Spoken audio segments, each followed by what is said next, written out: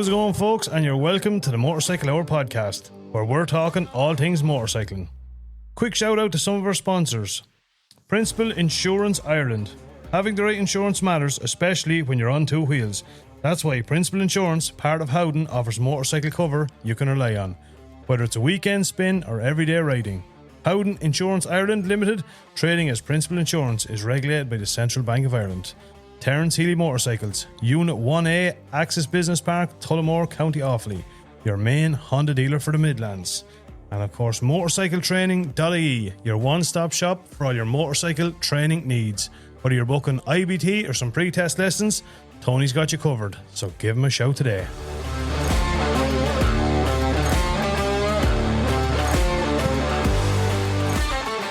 How's it going, folks? Hope you're all keeping well. We are back. It's a new week and we're back with episode number 92, and it's an action-packed episode by all accounts.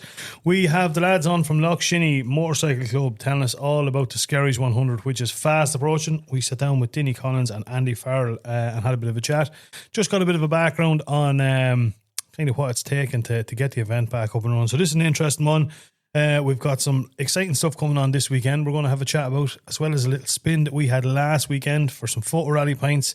And this week's Tech and Talk, we're talking KTM's 1290 Adventure S. So lots to come up. Before any of that, we better kick it off.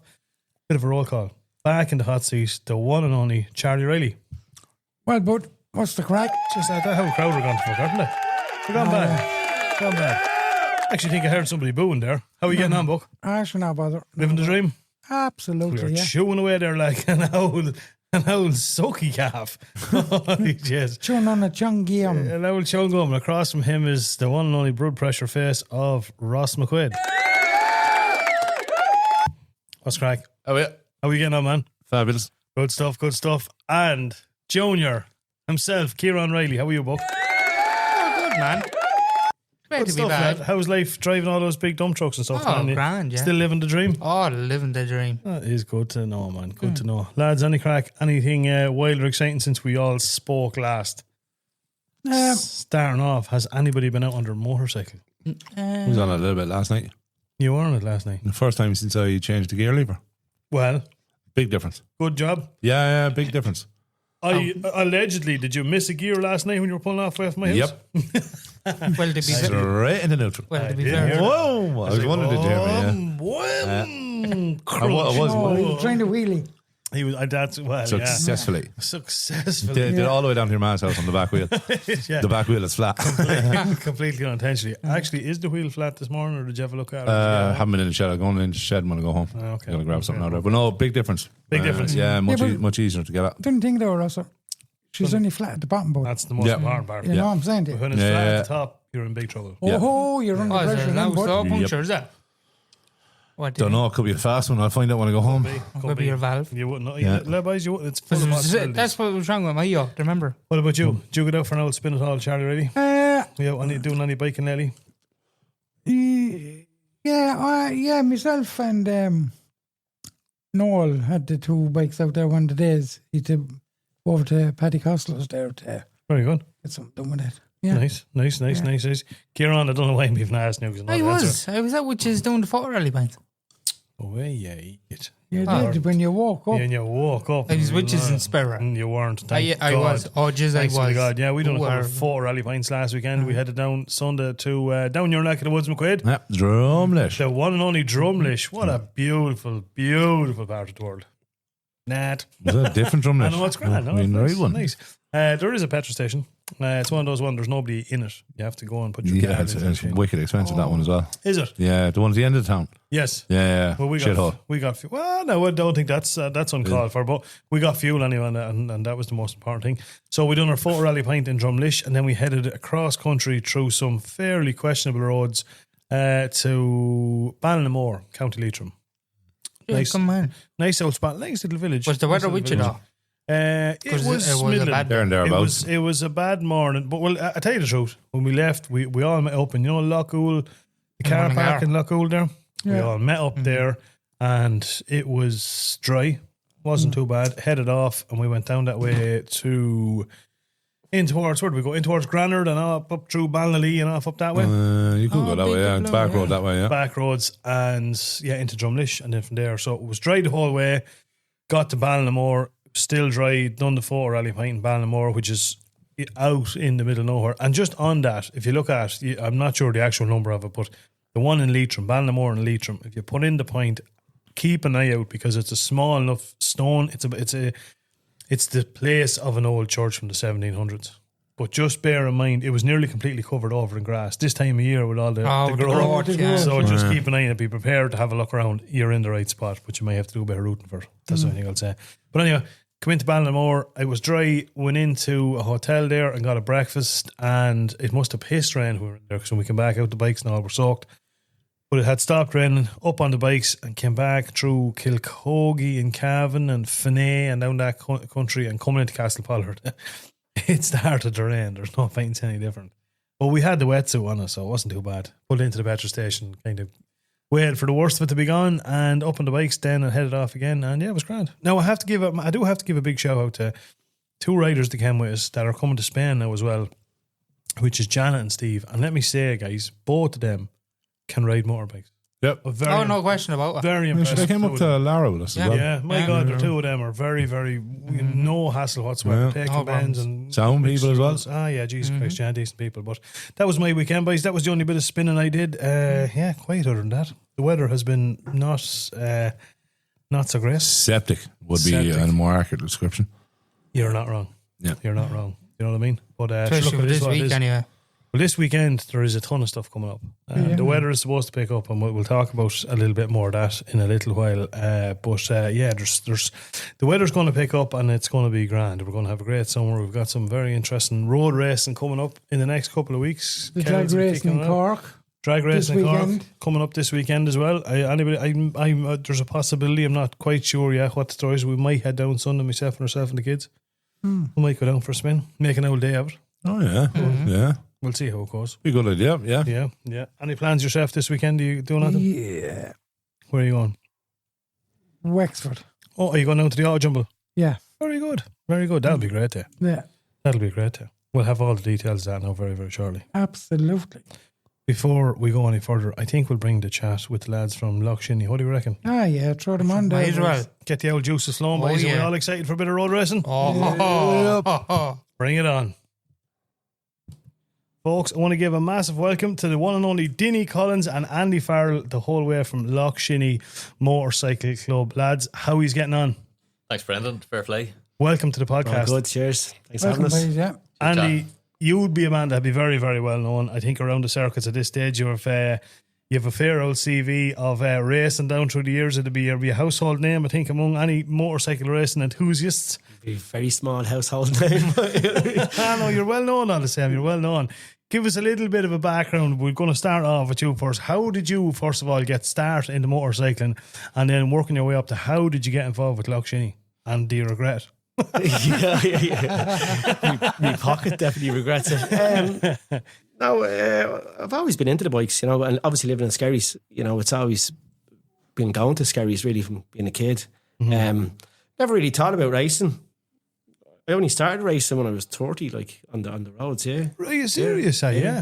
Actually, I wasn't even on it. That's when I'd done the short circuit. So how I came about, I had a motocross bike and a bit of a grass track bike, and we're doing a bit of that, and a couple of mates of mine have a bit of crack. And I ended up we were out in one of the fields there with Martin Finnegan and a couple of other friends. And poor God, but yeah, good to poor Martin Finnegan. Yeah. So just having a banter with him, and stopping places and having a bit of crack. And then I think a couple of weeks later on, it was 2005, I ended up going down to Skerries and seeing Martin going over Gilly Sleep. Yeah. So I just got a notion. I says, he's doing that, I'll do that. So I literally rang your brother and said, here, we're going road racing. And that was 2005. And he says, yeah, all right. So got me short circuit licence, and I think I done 2 road races or 2 short circuits in 2005. I done a season in 2006, applied for my road licence, got it 07. Jesus. So from motocross, were you on bikes on the road? No. Well, I probably was, but not allegedly. Rumour has it, yeah. No, look, that's really where it started. And, obviously, once you do a road race, that's it. game over. You're stuck. You're hooked in. Yeah. Yeah, Jesus Absolutely. Christ of me. Yeah, it's like when you say 30 and you think about it, like there's, you know, I'm not over the hill yet myself. Do you know what I mean? There's a chance there, a slim fucking chance there, like, you know what I mean? But you know, you think what the fuck you're laughing at anyway? Holy Jesus Christ! Let's just have a drink. It's a I've fucking bad cough. It's a I've had fucking cough. Zimmer frame you were going for next, folks. So don't even start. But yeah, so you start off at 30, like it's you know, when you hear lads like that racing that are successful at it and as good at it as yourself, you think you were fucking born with set handlebars in your hands, like, you know what I mean? Yeah. I think that's the automatic assumption. Well, he probably was, but didn't realise it till he was 30. He was driving the pram. Exactly. yeah. And how'd you get involved so then with the boys in Loughshinny? Well, you need to be a member of a club, and it's the local club, and that was it. So I just joined up with the club, and you know, I think more or less from day one, I've just always gone to the meetings and, you know, stayed involved with them. And, you know, the more time you spend with the club, the more you get to know the people, how it runs. And you kind of get sucked into that thing as well. You know, it's there's a lot of passion in the club. Yeah. You know, there's a lot of members there that are, you know, long-term members from day one, and that, and they have a lot of passion, and it's infectious. Yeah. You know, It's and great, it is a great. You know, some of the members when I started have passed on, and that, you know, the likes of Tony Carton and that, you know, it's just such a passionate thing. It's a passionate sport. Yeah, you know, and as I stayed there longer and going to all the meetings, then you learn more about how the races run, what's involved, what it takes, and I'm one of the riders' reps at the moment, and I look after the newcomers as well when they come for the weekend. And so I go around the newcomers bus and help newcomers out, tell them what not to do. Yeah. A bit like that picture that we have here. We're going to go back. We're going to get to that, Charlie. Don't you worry about that. But yeah, that's more or less my role. I know Dinny thinks I'm PRO, but I'm only assisting him. Well, that's what he told us was. Dinny, over to you. Give us a little bit of background on yourself there. What's going on? You definitely don't race motorbikes anyway. We'll be right in saying that. He's too... You used to. Did you used to do with racing? I was finished racing before Andy even started. I started road racing when I was 18.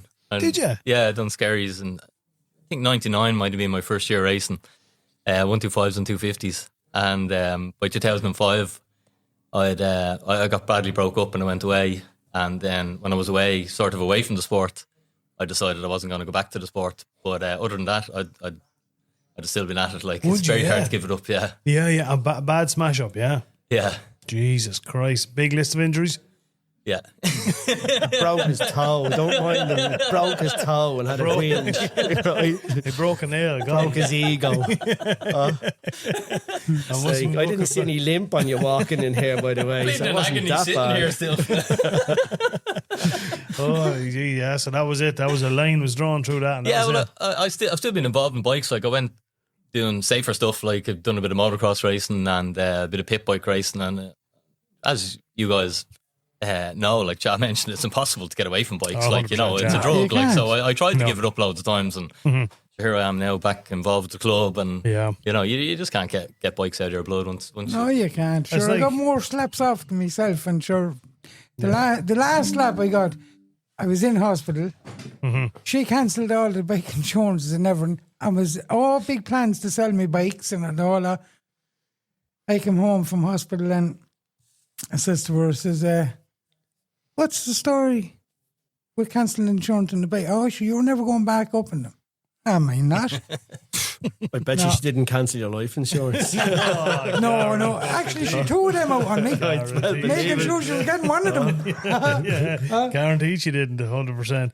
And come here, how did you work up to your way then involved with Loughshinny? Were you same story? You were a member first? I was a member when I was racing, yeah, and then just my wife, we continued just a membership, but we never went to any of the meetings or anything like that. I wouldn't really be too much into politics and that sort of stuff, so I'd stay away from it. But then I just had a bit of an idea this year, and I shared my idea with the club, and they're like, "I should sure come down there with that idea." So you get hooked in, and then I was voted in as assistant pro to Andy. Jesus, I think the PRO in Motorcycle Ireland doesn't even have an assistant. So must be a fair role. So. Well hooked in, I can tell you. Holy Jesus, right? But you're looking, it's all working out. We're back 2026. We're back racing, so it's all happening. So you're going to give us a bit of an insight into, I suppose, starting back from maybe, you know, when you got the news that the insurance was got, Motorcycle Ireland was kind of up and running, things were happy. I presume that's when the ball started rolling for your own race, which is fast approaching. What was the process like there in getting? Because you'd been away, like you had the sprint in 2024, but when was the last year we had full blown? 22 was it? 22, like There's the amount of work that's gone on in the background even to get the insurance, and then when actually getting the insurance to comply with what they require. Yeah, you know the work that's gone on in the club, like serious paperwork. It's like Susan Plunkett, she's the secretary.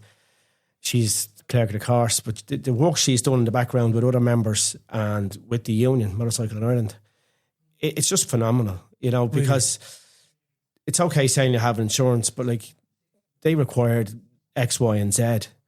And the safety plan that's been driven, you know, has been driven across the clubs and that, you know, the plans to explain exactly how we prepare the track. Okay. The marshals being trained.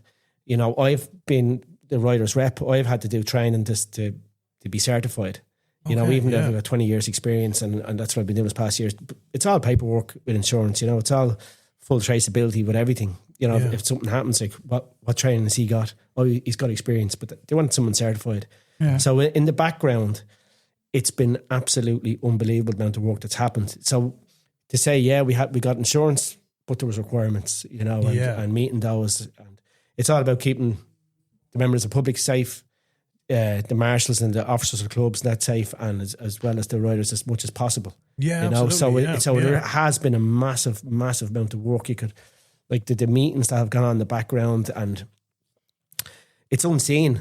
You know, this is the thing. The meetings back and forward is unseen. What's happening? You know, people out there don't realise. People think it's just we're going to have a race next weekend. Oh yeah, it's nothing like that. People just think like you throw up a set of bells and 100%. Yeah, it's nothing. The track we're after getting half the track resurfaced. Like even that in itself, right? Like that must be I often thought about that. That must be an epic fucking task in itself because. As we all know, well, I don't know what it's like up in your part of the world, but dealing with some of the local county councils down here wouldn't be straightforward. We're not that bad. We've got a good relationship with the local council, you know, because we've been running for, 80 years or what was 81? This is the 80th year, yeah. 80th year. 80th year. So, you know, and obviously it's very popular in the community. You know, it brings a lot of people into the town and money into the town and the area. So, we have a good relationship with them. Getting stuff across the line obviously takes work and communication and the whole lot, but they're on board with it. They're on board. Like for halfway up Shady Lane now to Finnegan's Corner is completely resurfaced. It's serious, beautiful tar. It is beautiful tar. You see my video, They don't go along and put fucking chippings on it then. Like no, Jesus proper Christ. Right, okay, no, it's savage. It is. It's like I've gone around the track numerous times. It is super, you know. If you get a good dry day, you know, you're looking at lap records. That's the way I look at it all the time. Yeah, well, this is good enough for lap records. What is a lap record?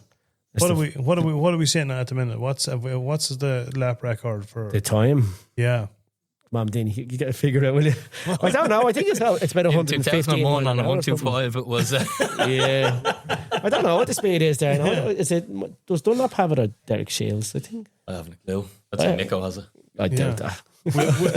We'll find out. We'll have it for next week's podcast. Yeah. That's the only stat that we don't have. You don't have. Okay, I can trust me to fucking pick the one that you're fucking hanging us, Brendan. Sorry, man, but it's fast anyway. Oh, it's fast. Look, it's an incredible track. You know, it's like the slowest part is the hairpin and Finnegan's Corner. You know, but it is an incredible track. Once you go out the back section, it's quite narrow and you know you've got everything in the track. I think. Yeah, you know, you've got from a hairpin to really fast bends, the sort of medium speed bends, and some of them bends, them road ends, where, you know, they look like a road end, but the speed the boys are going through, because I seen you're on board, it's like 70 mile an hour through a road end. You know, they're seriously fucking quick. Yeah, absolutely. So it's got everything from flat out corners to braking, from flat out to slow corners to hairpin to everything in between. Like I think it's got a bit of everything. It's got everything. It's got like the Gillies Leap.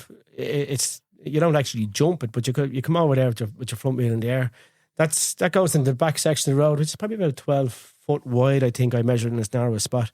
Once you get on from there, you're doing 140 mile an hour plus. You know, and it's What's that? It's so narrow. Do it during the week, Bren, and we'll put up 2 new lap records. Will you give me an Well, I have a lap record here here for your stat, boys. Oh, so, here we go. You secretary in the forgot. background, Ken, will give me this. So the lap record is Come on, Ron. 110.8 mile an hour, and it is from Michael Dunlop. Michael Dunlop, 110. Yeah. Where are we going? So that's heavy haulage. Here's another question. What length is the course? 2.9 miles. 2.9 miles. You looked worried there, did he? I knew we had that. I know that.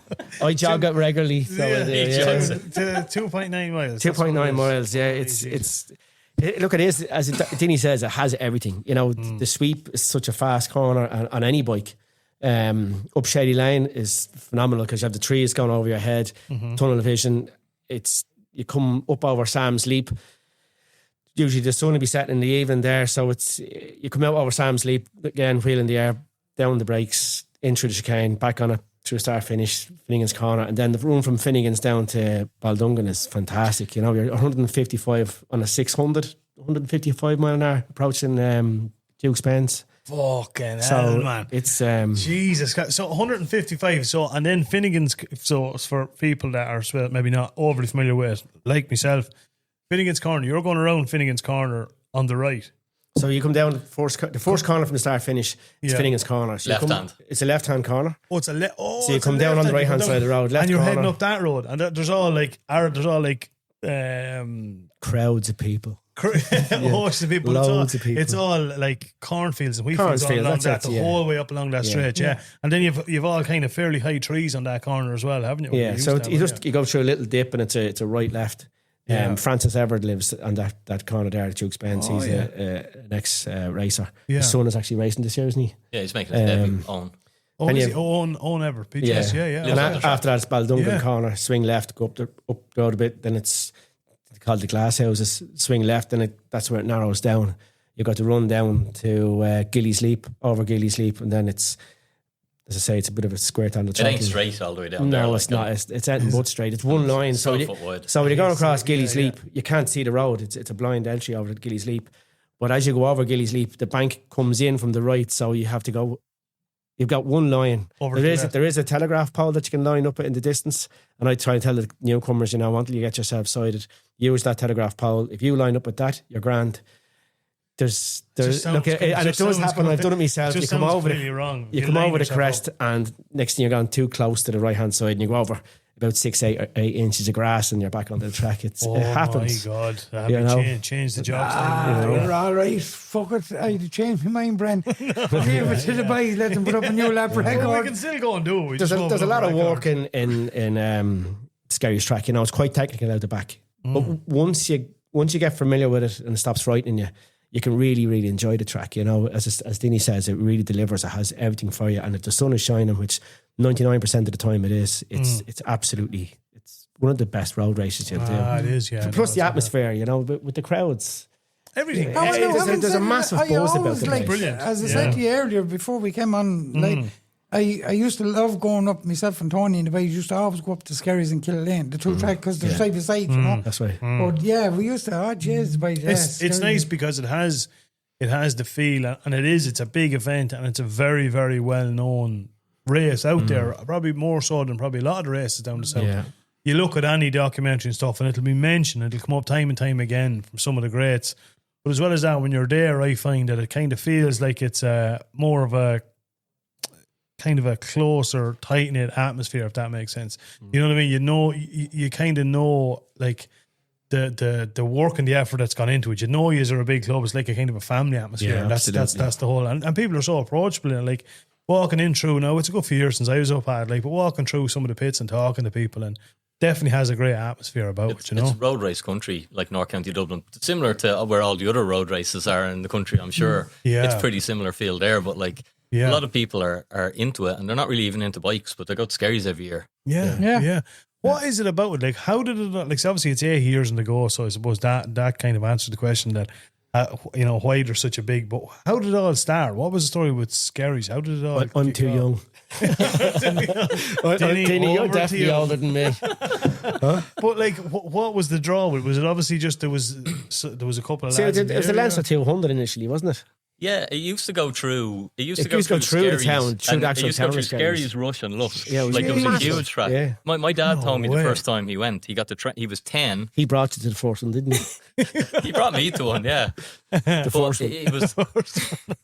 You're 10 years older than me, chat. Relax. Shut up. Lying. But he says he remembers he went down with a mate of his on the train, and they sat in the railway when he used to go under the. He used to go under the railway bridge in Skerries, like, and he went down on his own. 10 years of age, got the train down, walked down, sat in the thing, and sure, that was him hooked on motorbikes for his life, and then that was me fucked as well. Jesus Yeah, Christ. it's massive Back history. in the day, there, difference, wasn't it? Fucking hell, yeah. Massive. And what's the story? So moving forward, obviously, from is this its 80th year? Or, Yeah. it is its 80th year. Yeah, well, that's a big thing Sure in itself, now, yeah. Yeah, he's not too sure. I'm 100% He's sure. 100%. This is its 80th year, so obviously we talk about some of the work that's going on in the background. What's this year looking like? What are we fairly well there? Is there still a shitload of work to be going on in the background? Well, they're only really starting to set up the track now, aren't they? Track is starting track setup this Saturday. So everything is like, some stuff can't be done until you get to the timeline. But I think we're on schedule. We meet every single week now at the committee, and everything that could be put in place and done and organised is organised. So we're well on track. We're under control. And as we get closer, there's more to do. You start building the track and the logistics that you can't actually do until you're 2 weeks before the event, or 1 week before the event, or even 1 day before the event. There's a timeline of stuff. Yeah. But as Andy mentioned, like the team in Loughshinny are so experienced, and that was just, I would have been pretty naive as well coming into it, thinking it's just an L yoke. But like when you come into it and the time, and they're literally timing how long a race takes and how long their cool down lap will take and how long many seconds come into the pits, and they've a whole timeline of the whole day. And if this happens, and the travelling marshals, one of them might need to get petrol. So just everything has been thought about, and it's not by accident. Christ. It's by decades of these people being involved in the sport, and given their time to it. Yeah, that's another thing. Like, people giving their time. Like, this is all voluntary. Yeah, absolutely. Everybody's voluntary. No one getting paid. No, honest to God, yeah. But like, it goes which show is a you fair task. the amount of good people that's out there, though, boys. And that are interested. what I mean? I mean, definitely to have the There's a interest lot. in it. There's a lot of them out there, unless they're getting a few dollars out of it to do something, to move a bale of hay or whatever. They won't fucking do it. As I said, there's a lot of passion in the club, you know, and like it goes down through generations as well. So like we've Thomas Skerry and his son Shax and his other son Red Lad.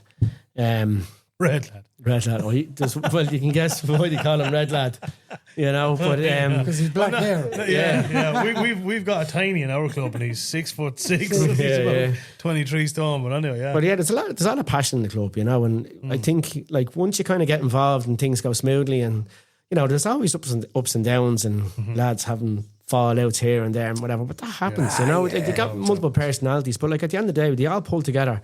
And you like, so I done assistant clerk of the course in 22 with Susan and that, you know. And for me, that was a massive eye opener to see, because I'm always riding, you know.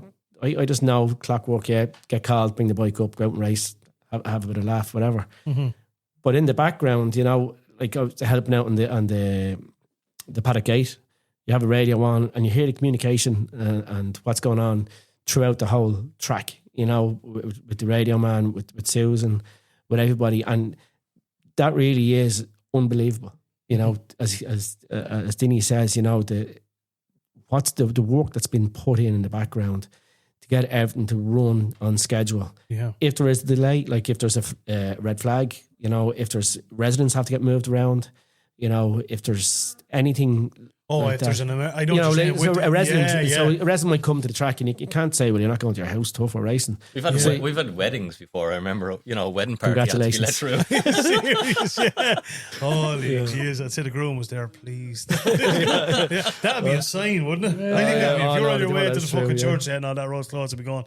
You know something? There's a reason for that. Absolutely. There's always a purpose for everything. Ding dong, first flight to fucking Magaluf. That's it. Don't you go? Everything that goes along, like even you got rider recovery, so even if you break down, you know, you want to get that bike back, you know, so the plan when you're going to get the rider recovery, the rider rescue out, you know, it's clinical, you know, because we only have the road closed in order for a certain time. Yeah. And, you know, you don't, especially if the conditions are getting any worse, you know what I mean? You're going to, what races to put out when. Yeah. Like road racing isn't a great sport in the wet, you know, for sure. For a spectator or for a rider. Yeah, you know? yeah, no, for sure.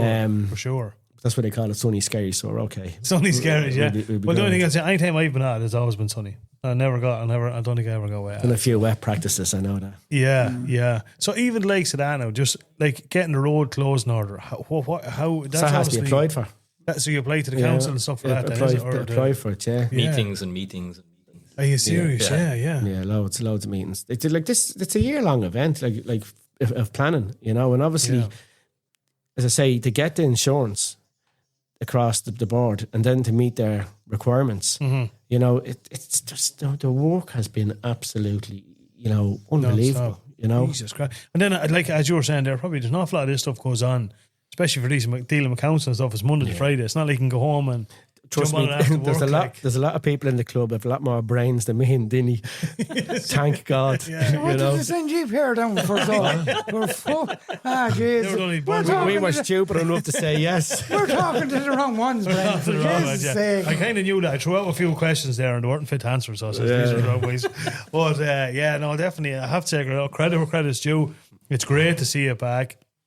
It's been one thing, like, I'm sure if you've listened to some of our other, earlier podcasts and stuff, we've had different members on from Motorcycle Ireland, going back to last year when there was no insurance.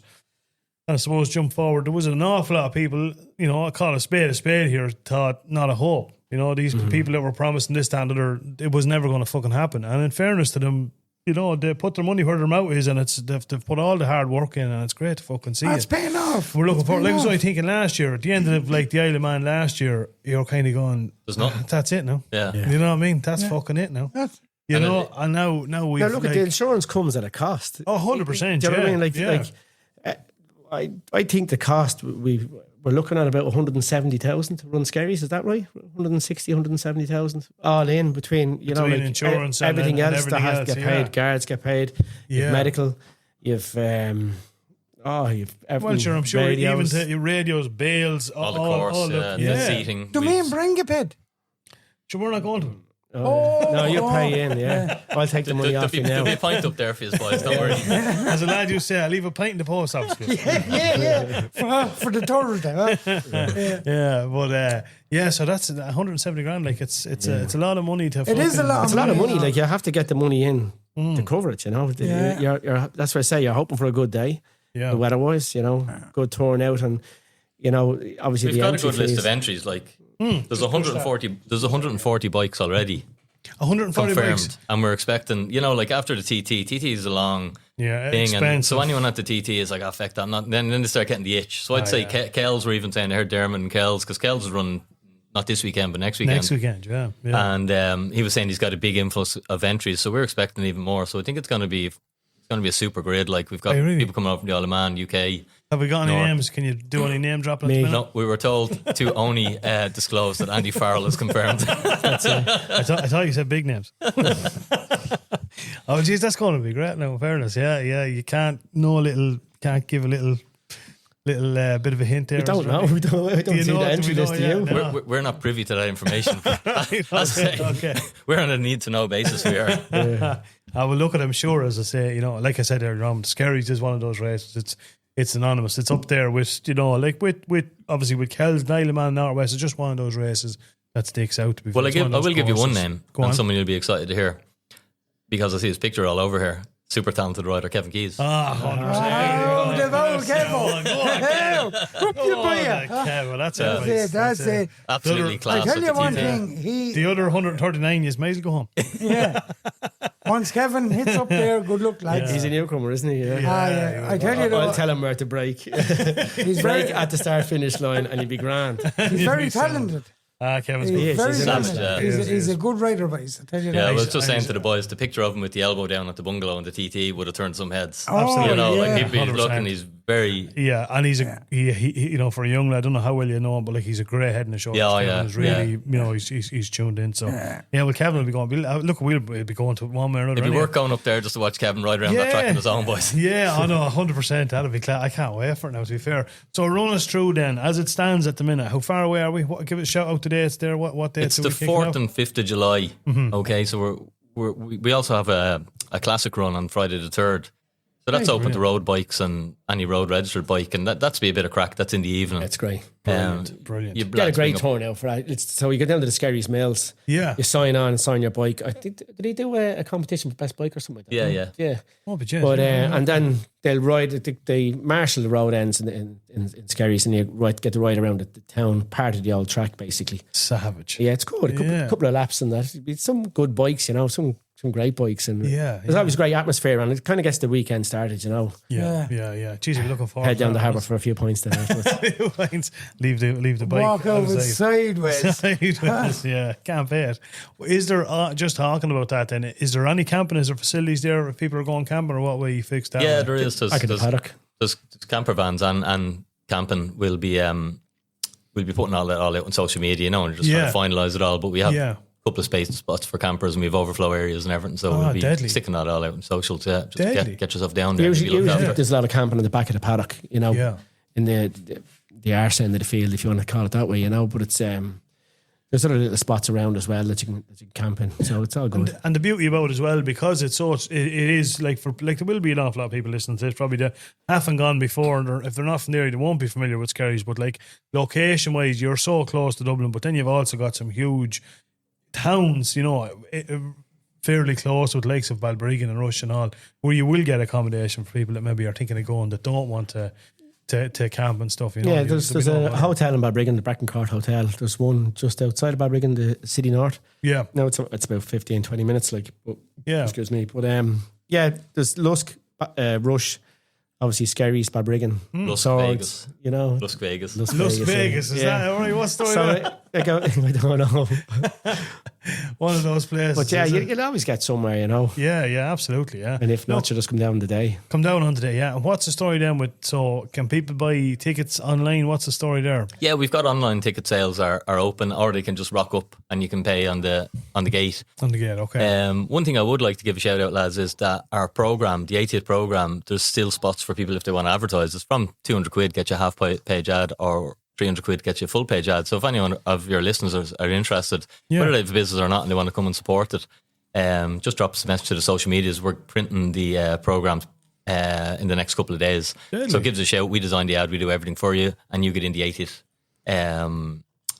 program for the Skerries 100. Yeah, nice one. And also just to give a shout out to our main title sponsor as well, Country Crest. They've been unbelievable. They've been fantastic, and they've been a long-term sponsor of the event, and they really look after the event. And I have to say, I'm sorry for cutting across you, but they're a big supporter of a lot of motorsport. I think even some of the grass tracks and stuff, if I'm not mistaken, they're a big Country Crest. They're obviously somebody in Country Crest. They're very involved around the area. Are they? They run a lot of things. They run. Is a track that they have the biggest tractor display in Europe or something like that. It's a private collection. It sells out in minutes. I've never been. You literally have to be ready to get it, and apparently it's unbelievable. Donate all the profits. Then I think it's St. Vincent de Paul or something like that. Ah, brilliant! Yes, they're the Hoy family. Yeah, they do local family. They actually live on the track. Really? Serious, yeah. So it's I suppose it's part of their heritage as well. Their heritage as well, yeah. Well, Jesus, credit where credit's due now, in fairness, for local company to get involved, that's great, yeah. And then, so what way are we fixed? So obviously, definitely people that want to get involved, we might even have a chat about that, about getting an ad on the program. That's why I was looking at you. If you've missed the program, lads, give me a shout. I'll put this on my bike. Just missed the deadline. If you can't figure out what you want to put in, give me a shout. We're only have been told about it. All right. You give us a break, will you? And we're looking at that picture there that we're going to come back to. We're going to come back to that as well. We actually have stickers. We have stickers that go on the bike. I thought that was for the wall. Talk about we can't move on without Andy. Talk us through. So obviously this is a audio only podcast, but we can put some pictures up on our social media. Talk us through this picture that's signed here by yourself. Okay. What's going on here? I'm going around the Skerries track without the bike. You're kind of, as Ricky Bobby said, you're flying through the air. This is he's not on the track, he's above the track. He's above the track. I ran out of talent in 2024, I suppose you could say. Right. And I kind of crashed hard. And the picture, for what people can't see, is I'm about 3 feet above the bike and probably 6 or 8 feet above the ground. Yeah. Come off on the exit of Finnegan's Corner, high-sided, got spat off. I went kind of head first into a bank. And when I hit the bank, I went directly up in the air. So it looks like It looks like you're riding an invisible Harley Davidson. 3 foot off the ground. Pretty much, yeah. He's not. He's learning how to do Tai Chi. Ballet or something. I don't know what it is. But yeah, I'm pretty much up in the air anyway after wrecking myself. Jesus Christ. Did someone, do you know, was it someone in particular that took this picture? Yeah, so I got the sequence of photos. I don't know who it was now, but I asked them. So the whole idea behind it, the picture is the helmet that I'm wearing, I'm going to raffle off to raise a few quid for to help me with the Manx and that. Yeah. And so I just said, I have the picture of the crash, so I'm just going to attach the picture with the helmet and raffle it off and see how it get on. If it's signed as well. Signed as well, you know. That's fucking class. Yeah. And you wrecked a good jigsaw. You absolutely wrecked a good jigsaw. Broke my heart. I still have it there. I still look at it and go, I will fix you. Yeah. Oh, you haven't got fixed? Oh, no money. Like, I've got money to go racing. That's it. You know what I mean? What are you going riding on the Manx? So I won't say who the bike is. We've got a Super Twin, a deal practically done. I went over to the TT, met up with a couple of boys that have helped me out in the past, and we've kind of half secured a deal for a Super Twin for the Manx. If it is the bike that I'm hoping we get, it's a fairly competitive bike. Okay. We're in the process of we're waiting for a couple of guys to come back with us for a super sport bike, basically for the super sport racing, the senior. Okay, yeah. So it's something we're just looking to get something more competitive because. You know, the bike I'm riding at the moment, the 600's only got a standard engine. There's only an engine we bought over breakers and stuck it in and racing. Great crack with it now, don't get me wrong. Yeah, for sure. A bit of fun, but you know, going to the Isle of Man, we just needed to get something across the line that's a bit more competitive. So with the Super Twin then for the Manx, what have they changed it similar to the TT or is it still? Yeah, so it's going sport bike basically. I think this is probably the last year you're going to be allowed to ride a Super Twin, which is basically a tuned bike. Yeah. So they're saying it's to coincide with the BSB and World Superbikes regulations and that. So I don't know the full ins and outs of the sport bike. Basically, it's going to be, I think, a standard engine, restricted throttle thing. Yeah, it's to make it more affordable. Make it more affordable, but it's still they're quite expensive. Yeah, like, I only looked at a Super Twin. Like I've been looking at the market. Yeah, and I seen one on sale after the Northwest. Okay, an Aprilia RS 660. Oh yeah. Roughly, what would you say the cost of the bike was? Now it is a Super Twin, not a Sport Twin. Okay. 47,000 sterling. Jesus. Sure, the patents are up on 70 grand, I think, aren't they? All bells and whistles now. Don't get me wrong. You know, I have seen other bikes. Yeah, but it's shocking hard for a normal man. Oh, it's incredible. But like to build a sport bike, you're still talking 20,000+. Yeah. You know what I mean? It's and that's sterling. Like, looking at the guts of 30 grand. But the funny thing about it was the whole idea between the Super Twin was it was supposed to be an entry level affordable, and it's the opposite. It's gone the complete opposite there. But once you start tuning engines, and of course you're tuning engines to the limit, and they go bang, they go bang, they go bang, and they do go bang. Oh, they do go bang. I've snapped more cranks. There's only then, like, I'm not sure, like, there is others, like, but like Ryan Farquhar would be a name that would be very well known for building the Super Twins, and I don't know, is there many other lads that are as look, there is, look, Ryan is he's a master of what he does. You know, any bike he puts his hand to, you know. I always remember him, you know, looking back over some of the clips. Yeah, I think it was a clip from, was it Armagh or something? And he was in a fucking serious heated battle, and the rain that was falling. It could have been him and Archibald. There was a battle on with the two. He was a fair pilot in his day too. Ryan was unbelievable. Like what he's achieved on the Irish roads. Very crafty racer. Yeah, you know. Yeah. I got to mix with him in Cookstown on. I think he was on the 450 Kawasaki, and I was in the 400. And I had more top end, and he had more grunt coming out of corners. Yeah. Okay. We were swapping places now.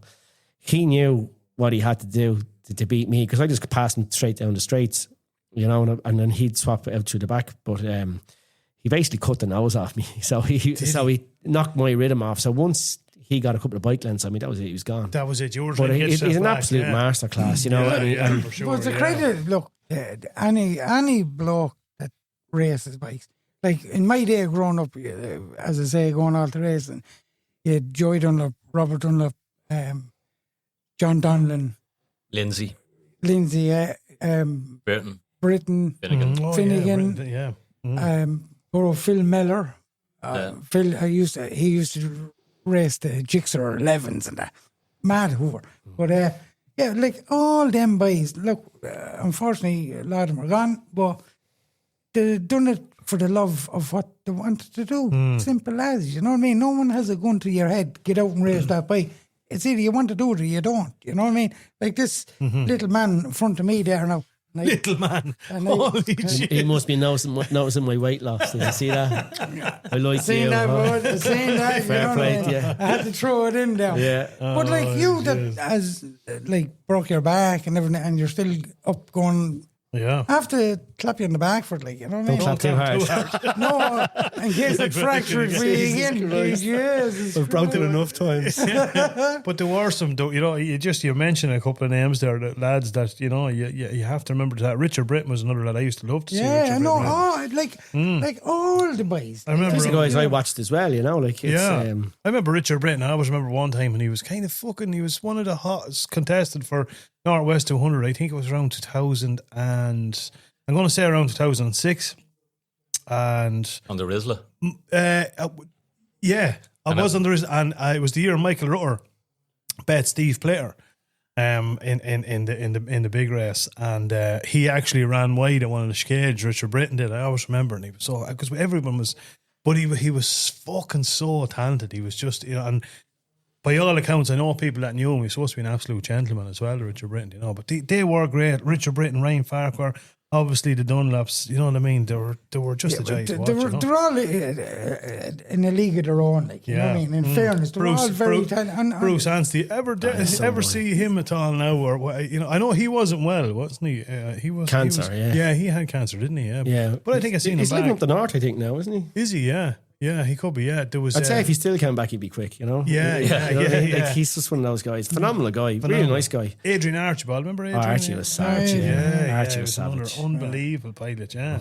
A lot of talented guys, but like at the end of the day, everybody going out there, wherever they are in the grid, they're always doing their best. Yeah. So everybody's racing at their own limits. You know, and be it the limits of themselves or the limits of what they're riding. You know, so like there's no one really slow out there. No, you know, so some guys are quicker than others, you know. Matter. It's hard to beat checkbook racing as well. You know what I mean? There's a lot of good machinery out there. Yeah, but that's a different league now. I know. To the normal man that has the yoke, they're worth maybe 30 grand. And then you're coming up again the boys with yokes there, 120, 130 grand. Different ball game. Different ball game. Things have moved on. Motorbikes have moved on so much now. There's no such thing as a cheap motorbike. No. And like even now the next gen super sports bikes, like again they are expensive to buy, but like if you're buying an R6 and you're running an R6, you're looking at 7-8 grand for an engine, and they're on the limits, and even more. Just to talk of 12 grand for an engine. Like if you pop an engine, like that's it. Throw it in the bin. And do you think the R6s are coming near end of life? Do you think? They are. Yeah, 100%. They're not making them anymore, like for the road. No, they're still quick. Like Mike Brown was on one this year, the TT, and he wasn't slow. No, and that it's a lot of funny. bike. Kevin Keys, he was running an R6 doing it. But he was, you know, look, he's been plagued with problems with that. There's still like to have a bike at that level though. It's a lot of bike. It's a lot of investment into it. You know. Is the Ducatis and stuff taking over? Do you think? Absolutely. Yeah, but then you'll run an engine for the. I don't know what is it, 3,000 miles for a refresh on it. They're detuned, whereas an R6 is going to be tuned to the hilt. Yeah, you know, so for reliability, I don't think it's fair. No, the CBR 600 doesn't seem to be up there. Again, that's on its limit. You know, you've got obviously Dean Harrison this year on it. They are out there, but they're on their limits. You know, like even Jack Kennedy in British Supersport. Like what Jack is doing on that bike out there is phenomenal. You know, like make no mistake about it, he's probably the best supersport rider there is out there. To do what he's doing. 100%. We've had him on. Yeah, you know, hell of a nice fella too. In fairness, yeah. So, and again, you're going out against like Like I'm looking to get a Triumph 765, and you're talking 150 horsepower. Yeah, but you know, and they sound the business. The sound is unbelievable. You know, that one with the SC Project exhaust that they were running over at the TT was just everybody was talking about the sound of it. You had a mixture, as I said, between the triple of the 765, you had the V2 of the Ducatis, and then you had the inline fours roaring the fucking head off. It was unreal. It was class to look at. It's great. It's great to see new bikes coming forward, and that, you know, that's going to keep the class alive. Yeah. It's but again, it all comes at an expense. But that's it. Like, you know, it's not a cheap sport. You don't do it because it's cheap. You do it because you love it. Yeah, it's the truth. You know? Yeah. Well, that's it. Yeah. We're going to get back to Skerries now shortly, but this is just as you were mentioning a question we get in from a listener there during the week, and I think it's apt to mention now. And it says, lads, just on last week's podcast where you spoke of the Isle of Man 2026, in your opinion, are modern bikes with modern electronics making the racing safer, or is the higher speeds from the newer bikes making it more dangerous? And that was from Cottle in Ballinalee, and he says up Longford. That's another one. Yeah, what do you think on that one now? It'd be interesting to hear your take on that one. It's never safe. Like it's No. like You in can only make it as 2000, safe as possible. you're on the limit of of the machinery you have in the year you have. In the 70s, it wasn't safe, even though they were going 40 mile an hour slower or whatever it was. The 80s, you know, tires have gotten better, and I suppose the critical speed is a thing. Like with the sidecars, we've seen that you know they had this airplane lift wing, and it was just like Crazy. terminal velocity they were talking about, crazy. like, and you know, so. I don't know. The electronics control an awful lot, you know, and you know, so you've got the traction, the split throttle body, so you lean on the side and it goes off in the cylinder. You're less likely to high side it. You know, there's a lot of electronics working, but like if electronics stop working and you give it a handful, you're going to the moon. You know, like you see it a lot with even like, and it's with newer bikes brought onto the road. Like say with like you have these 6-axis IMUs, so like, you know, you've with any bike, so you've say traction control, and people that think traction control is more or less you give it welly, if it senses that the wheel is about to spin or is spinning, it slows it down. But obviously with an IMU involved now, it takes in 6 measurements. So depending on the lean angle you're at, depending on the, you know, it'll measure whether you're more weight down over the front or the back of the bike. It takes all that into consideration, comes up with a solution, and then depending on that, gives you more or less power to the back. So, you know what I mean? They have come on and off a lot. Absolutely. Look, it has to make it safer, you know. It's the thing is, more modern engines are developing more power, you know. It's you've got tires that are better, suspension that's better, you know. You've got data logging to, you know, if you had someone with the brains to read your data logging and can tell you what the bike is doing, where it's doing. And obviously it's very hard for that to walk around the Isle of Man because, you know, the bike does so much. Like going up from, say, Ginger Hall to Ramsey, it's so bumpy. Like I'd say the data logging is just like it's spaghetti everywhere. Yeah, for sure, yeah. I'd say, look, personally, I would say it's making it safer. I would probably second that, I think. Because you're taking rider error. It's probably eliminating a lot of rider error. Yeah. Brakes on its own. Look how far brakes have come along. Do you know what I mean? Jesus, the past 10 years. Do you know what I mean? You even go into to go in and buy any new bike now, any fucking new bike whatsoever. The brakes on it now compared to even like what we, you know, K3 Gixxer. I mean, they were fucking joking. I hit the front brake and stop a half mile down the fucking road. But they'd have a standard It's funny brake. you say that because, like, obviously I don't ride a road bike, so I've only ever had race bikes and obviously race pads and etc. Race brake fluid and as you know, master cylinder, Brembo master cylinders. To get on, like, I've rode road bikes and you get on and you pull the brakes and you go, fucking hell, lad, where's the brakes on this thing? You know, you'd shite yourself. 100%, yeah. You know? Yeah. But I've done a couple of track days before, and I had an old, it was a pre-injection. It was the old Yamaha Thunder A600. It was like, but you know what I mean? No one does. Gate. And and I bought it, and this was fully set up. This lad won the pre-injection class Modelo, so I bought it for cheap as chips. Didn't have a fucking clue what I was doing. Road bikes the same as Chan, the bikes. I think I had a K3 at the time, maybe, or an R1 or whatever, anyway. And same story, coming up first fucking day out Mondello, coming up to Dunlop, and next thing just gave it the apt amount of brakes that I would presume was going to be in it. Holy divine jazz, locked the front and the back brake. Do you know what I mean? Yeah. That's the difference. The difference in the brakes and them is absolutely unbelievable. You know? I've had that with superbike brakes. You know, you go Brembo monoblocks. I think the 2 calibers were something like $7,000 or something like that. Jesus, you're coming into a road end and you think, oh shit, I'm not going to make this, and give it out on the brakes. Next thing you go, fuck, I can let the brakes off again. You know, it's brakes, the material and pads, everything, discs, like everything is just gone up next level. You know, and that's like, but it all relates in your lap times, especially on the island. You know, you can see like where Michael Dunlop's doing 130 mile an hour on a super sport bike. Yeah. That's phenomenal. See, that's why us normal lads on the roads are as good as proper racers. We're riding shite brake. You know what I mean? But That's just speed, you know? Oh, he's a great buying you a bike, will you? Honest God, yeah. Do you think we'll see the 138 next year in the Isle of Man? I don't think you'll see 138. I think that's a bit of an ask. You reckon? You know, to ride at those, you need all the stars to align. You know, track conditions. You need the rubber on the road. You know, you need the no flags. You know, no traffic. Yeah. You need to be pushed. You know, like there's one thing saying doing 138.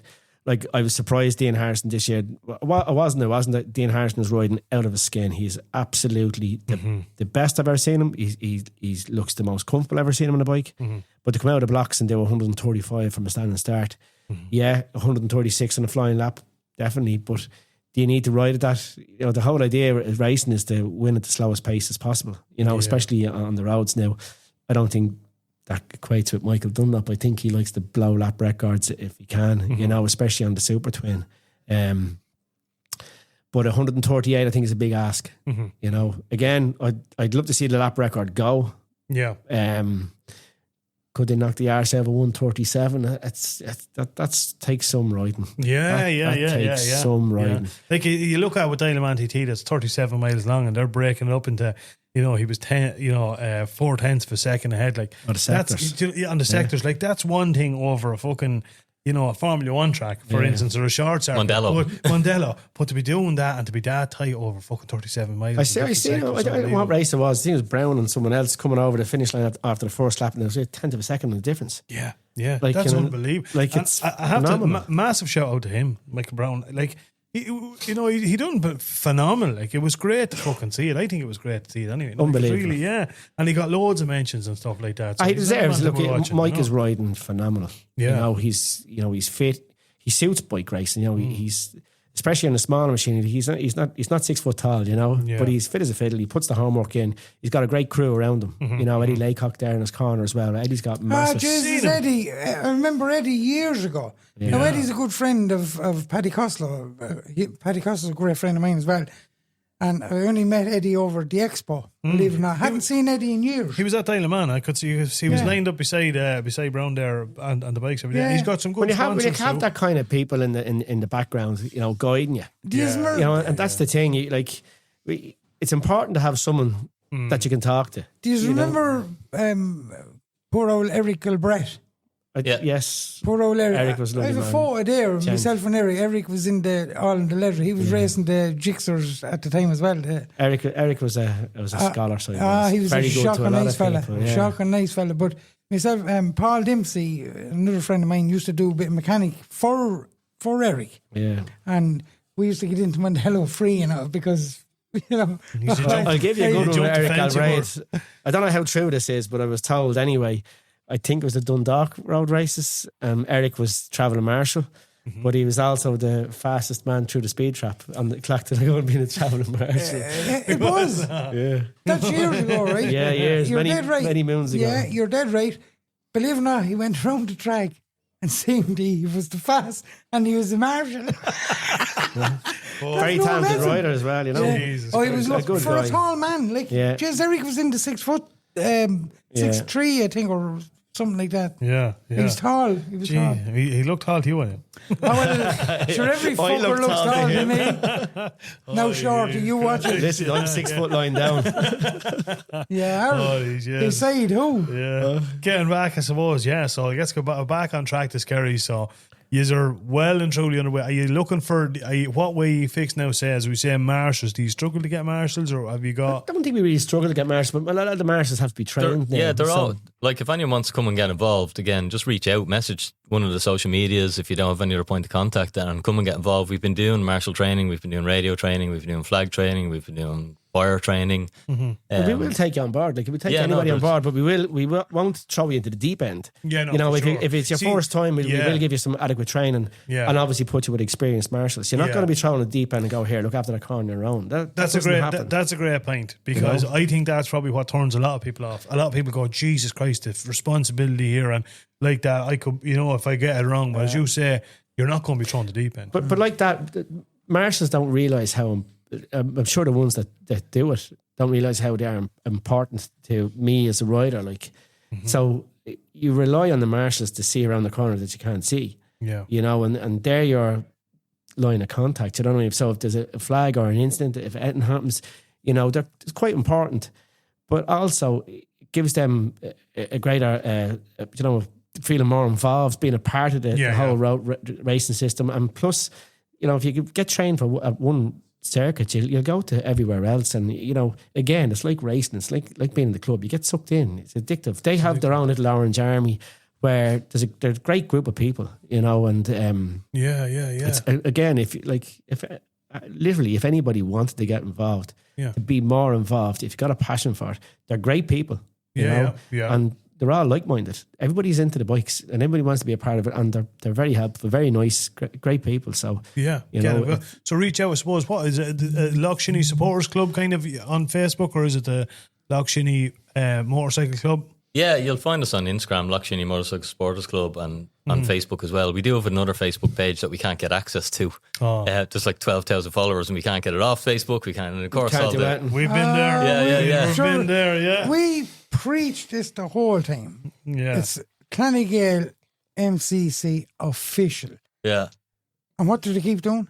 Going on to Clonegale. The old one, and again, the old one, and we can't.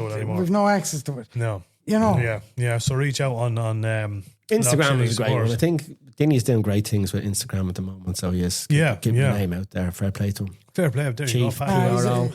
Look, he's getting What are you blushing for, bud? I'm an awe. I wish he'd teach me some of his skills. My God, there you go. Now, change your head's getting bigger there. I know, it's a terrible show when I'm the one doing it. Like, obviously couldn't find anyone better. No, I know. Yeah, but you have to start somewhere. One volunteer is worth 10 conscripts, and that was my dad who told me. Without. So you're pretty okay, as you say, for marshals, but again, if people want to get involved, absolutely. If anybody wants to be involved with the club in any way, if you've got a service that you think can offer, come along. As I say, contact the club. We meet every Wednesday. We're not going to close the door and say, hey, you can't come in. We'll bring you in, have a chat with you, see what you want to do, how you want to be involved, what you can bring to the table. If you can bring anything at all to the table, it's great. Yeah, for sure. Another pair of hands, another mind. It's you don't have to be massively skilled in anything, but we're an open door. Be willing. It's a great look. If we took Dinny in, we'll take anybody in. I was going to say, just looking around here, you're not too fussy now. Fairness, we'd even nearly get a job. Probably not. No, fuck it. And come here. So sponsors, then, as you mentioned, obviously Country Crest are the main sponsor. Are you in a position? Are you looking for other sponsors to get behind the event, or? Yeah, we're always looking for more sponsors. As like it's a huge outlay to run the event, and the more sponsors, the better event we can put on, the more we can publicise it. I'd like to give a shout out, just in case I forget to you boys, for inviting us on, and all the other road races as well. It's really awesome what you're doing and getting the word out, and I think it's fantastic. So we really appreciate that. But there's always pleasure. Yeah. It's great meeting lads like yourselves, like-minded lads that have a passion about it and stuff like that. You know what I mean? Here we are with fucking Andy Farrell here. You know what I mean? This is unbelievable. Who's Andy Farrell? I'm looking for a spot where I can put my picture above Kevin Keys. With Kevin Keys' boots and all in there. No. Too small for me. Just smell it, by the way. I think you want to clean them before you give them to us. But so, as I say, so you obviously sponsorship wise and stuff. I know some people have a couple of things going, like sponsoring the bales and stuff like that. Is that something you do? Are you set up? Yeah, anyone can go online on the website. Just Google Loughshinny Motorcycle Supporters Club. You can buy a bale. I think it's 10 quid. And club membership. We've members who are all over the world. They'll never come to an event. They just join the club. It's 20 quid. And they just throw it in the hat as. They understand it's a volunteer force, and they're just passionate about bikes, and they like the same as you, Andy. I know you're a member of plenty of other clubs, not just Loughshinny Club. But that's a good idea. Now that's something we brought, to the MCI and stuff this year to open it up. Why not? Have people that's a member of the club. They don't necessarily have to come, but they get enjoyment out of knowing that their 20 quid or whatever versus going to, you know. Yeah, and you have the lotto as well. And I didn't really see much of it. I sort of try and avoid the negativity on social media. I just get on, I make my peace and I leave. But I know Dermot was chatting about it in Kells, so to get a lot of stick over it and people are complaining and that. But I think that lot was a great idea and it's super. Andy done it, I do, we just do it. And, you know, when a lad comes into the pub in the local, you buy a ticket for the local gal lotto. But like us as bike people, we just need to learn that, well, this is our gal lotto. It's like we like bikes, and Absolutely. so we buy our fiver a line for the same thing. Yeah, I'd be the same. And, you know, the lads in Kells, Dermot, I don't think I've met Dermot, but I've met a few of the lads.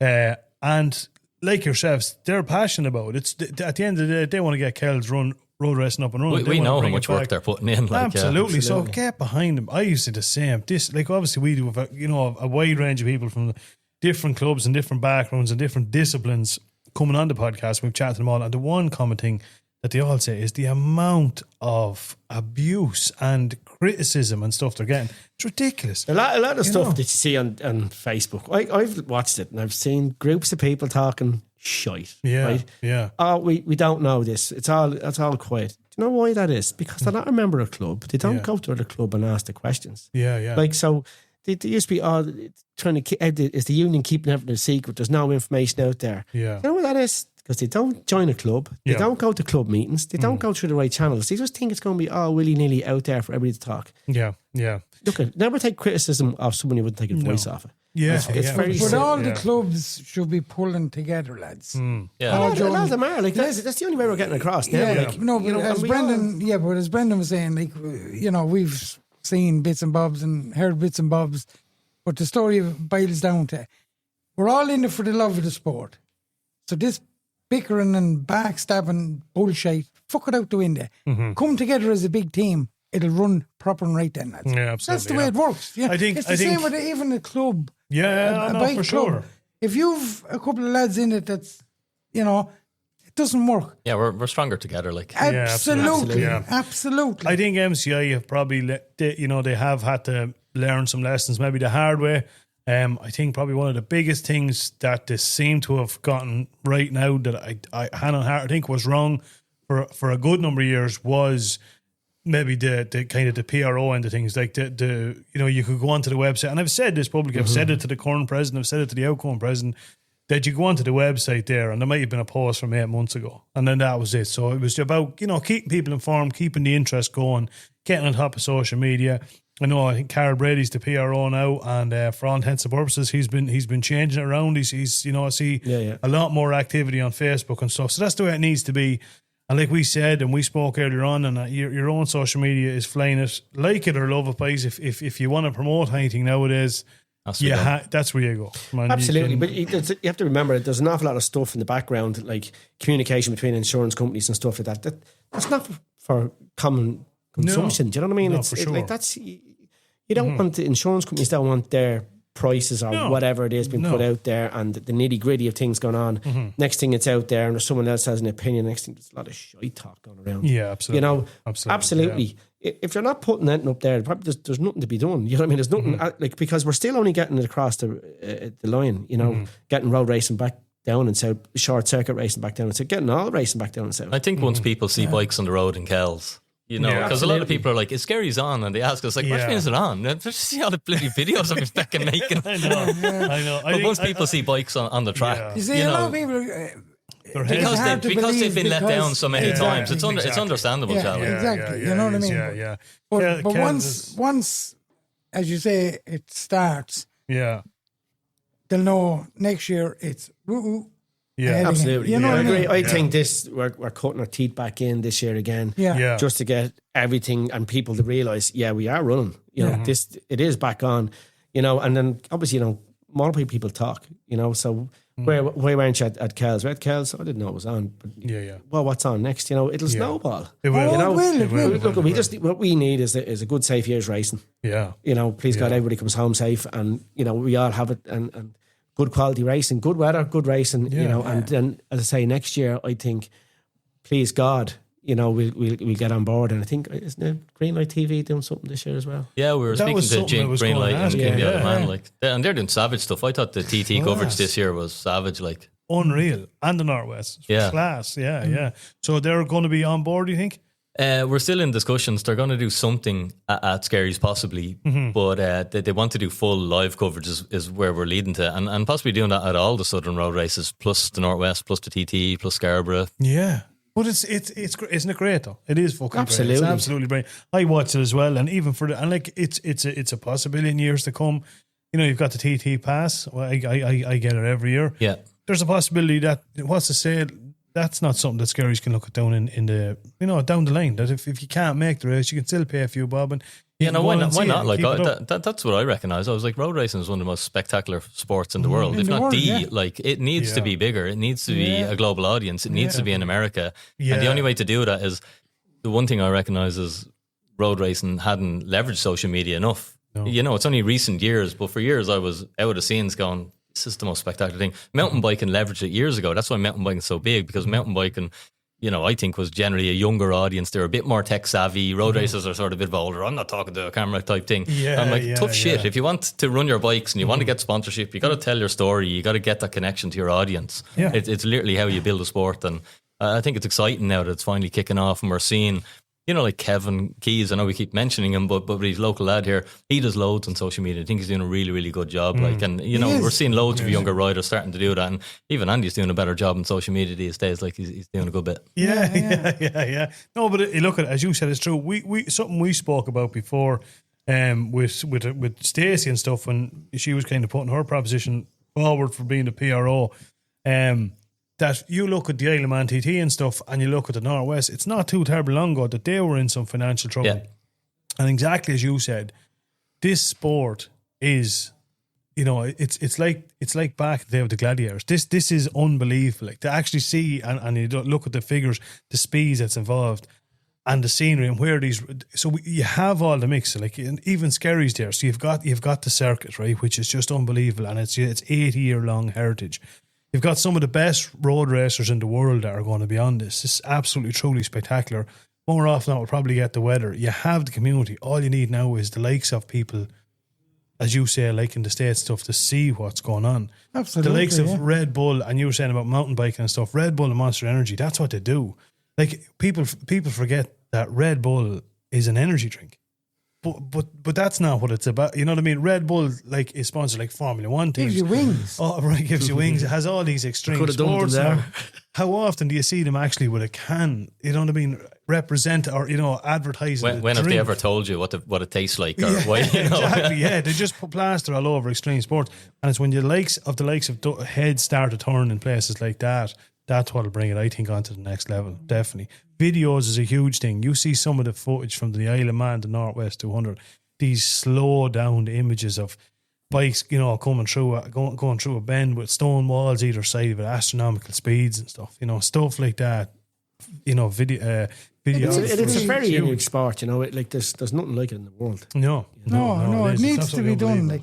Like we were talking to what's that chap doing the drag racing? Remember we had him on here. I do remember that. I know the fella Thomas from West Cork. Yeah. But like drag racing all is massive in America and even in Australia. It's huge in Australia. It's a big issue in the UK. They only have one over here. Like they're doing it this weekend, isn't it? Yeah, shout out to the Cork one. Yeah, the Cork one. Yeah. But we don't actually have a designated drag strip. No, where that's what I'm saying. Like if there was a designated, say, drag strip that it could run a couple of times a year, it'd give a great push on more people. Because I was at the two that they done prior. They done one down in Kells and they done one down in Cork, and I was at. Guys, it is brilliant. Something to Jesus Christ, that's why I bought a fucking boozer. Right. The boys were going you wanted a rocket ship. Yeah, the boys went down on these boozers, boys. And who lets you on to that? You know what I mean? It never went as fucking fast as any of them ones, but yeah. Oh, indeed, she did, allegedly. It's something we do always harp on about in the podcast, but we live in hope to the day that the likes of Skerries and all these road races and like you're saying the drag racing and all the effort, they'll be rewarded the way they should be by getting some of these, big crowds and putting it on the global stage. Absolutely. There's no one, look at the Americans. How many millions of Americans watch fucking NASCARs doing 400 laps in an open? Absolutely. So if they watch that shite, they'll watch. I wouldn't. I would get pissed off after 2 laps. Yeah. You know what I mean? Get round off. But anyway, look at that's neither here nor there. Lads, shout us out the dates again before we wrap it up. The 4th and 5th of July, Brendan. And we've got our classic run on the Friday the 3rd. Yeah. And I have got that correct. Thank you. Absolutely. Fair play to you, boy. And you're reading it there in the last 20 minutes. Andy, the last question I want to ask as well, just for people that want to buy a ticket for this stunning picture here on this helmet, how do they get in contact? Yeah, so I will put it up on my social media, which would be on Instagram or on my Facebook page, Andy Farrell Racing. Mm-hmm. So I just haven't put this as I've literally just brought it down here. Yeah. Show you guys can see it. And you know how much tickets are yet or what? 20 quid. It can be 100 tickets. And if I sell 100 tickets, I'll be really happy. I'm taking one anyway. Right, happy days. The first ticket there anyway. So yeah, look at once I get that out there, and like if anybody wants to come on board and help me out in any other way, just find me there, send me a message, and make contact with me. Any help is. Well, there, Andy's the first 20. Have you got a spot on the bike then for some sponsors? You have. There's always room. There's always room. Sponsors, right? Okay, absolutely, there's always room. I'm going to have to get. Imagine that. Look, I'm not even a 20 euros in there. I'll take the 50. It's grand. It's only $5, unfortunately. I've plenty of receipts in there. I'll give you that. But give me. But look at lads. Thanks a million for coming on. Yeah, 100%. Fair play, the lads. absolute bare best of luck going forward for everything. Brent, you can come on. Oh, look, I tell you what. Thanks, Dad. Thanks, Cash being handed over here. Handed over. Thanks a million. The ink is still wet on that. I only fucking printed them an hour ago. Will you come on? Blow them there a bit. Blow them. As the best of luck with everything going forward, and you'll reap the rewards now in a couple of weeks' time when you see the crowds going up there, and we look forward to a safe meeting, and keep up the good work. We look forward to seeing you in July. Thanks a million. Oh no, we'll be up.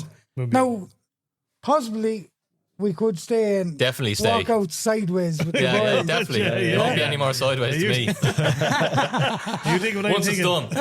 I'm thinking what you're thinking. 2-man Ted, the bag of cans. Yeah, let's do it. Yeah. Thanks a million. Cheers, guys. Thanks for having us. Cheers, thank you. And that was, of course, Dinny and Andy from Loughshinny Racing. So, yeah, we're looking forward to it. I am only after dawn. I mean, I won't actually be here for it. I will be over in Lanzarote with the help of God, son of myself. So, it's up to you guys. You guys can keep me posted. Want some live video footage from the track and stuff, yeah? Yeah. Sound like a plan? Oh, no problems. Let's do it, boys. I'm looking forward to it now. I'm looking forward to it. Okay, what have we got next on the proceedings that needs a bit of discussion about? So, we've got a lot of... Go on. Come on now, Chad. Don't start. Sure, I'll be in Portugal. Will you? Yeah. Charlie. Fuck's sake. Charlie. Come on now. It was August you were in Portugal. Huh? It was August you were in Portugal. No, I'll be in Spain in August. Can't afford the money now. And then I'll be in Spain in September. I tell you one thing, it must be great to have money. Yeah. I haven't got it. Must be great to have money. Yeah. No. It must be absolutely great to have money. But, I'm only after fucking thing. It'll be up to a few other boys. Yeah. Because I won't be here and you won't be here. I won't be here. Fuck that. Look, it just can go. We'll put it in your capable hands 100%. You know what I mean? We live in your hands, boys.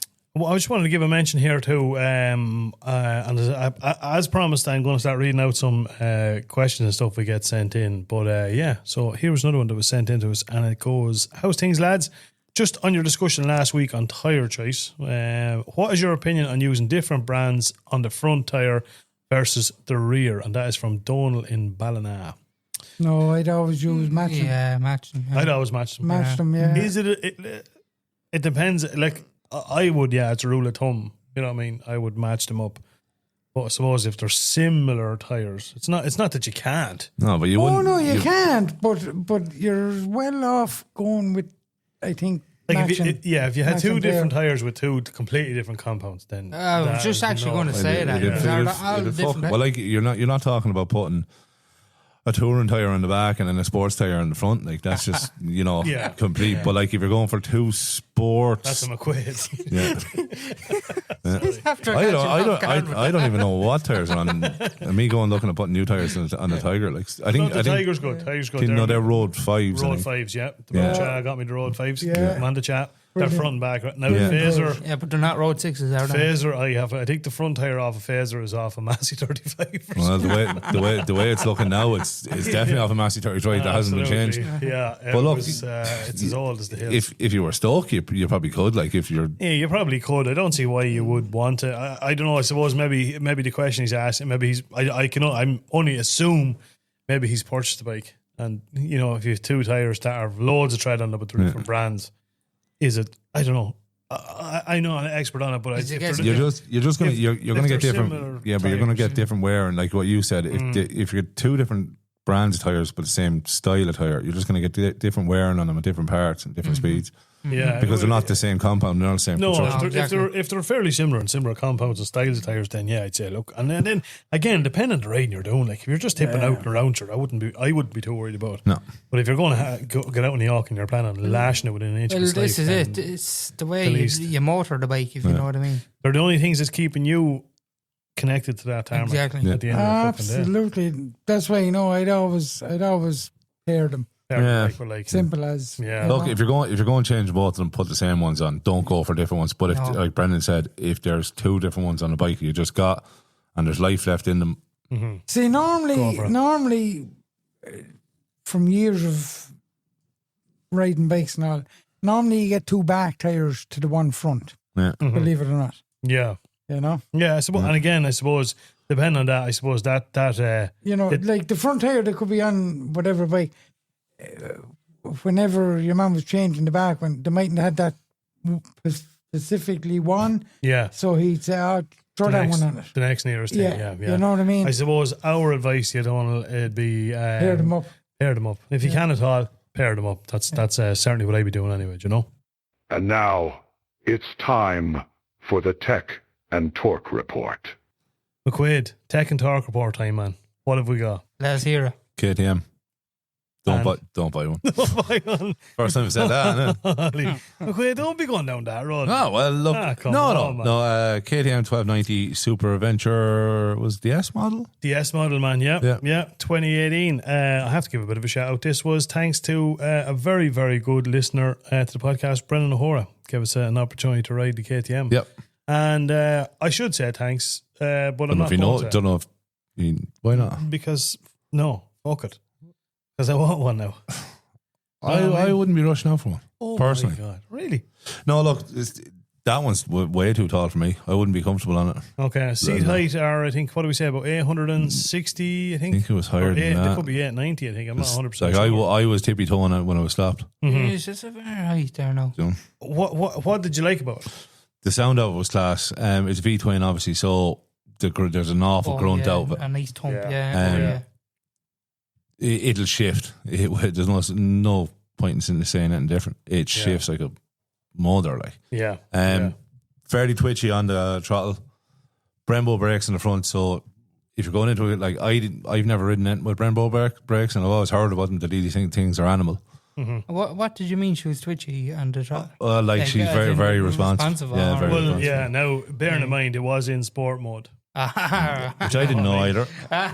You just told me she's animal going down the road. Just be careful. I just said, just being the friend that I am, I just said, look, just be careful. There is a lot of power in it. Yeah, 860 mil seat height. Yeah, just looking at it here. Yeah, I like how you said that. Just being the friend. I'm telling you, 215 kgs dry weight. She's 160 horsepower. She's 160 horsepower, lad, and she's every bit of it. Yeah, it's fair going now. Front end is fairly lively on it as well.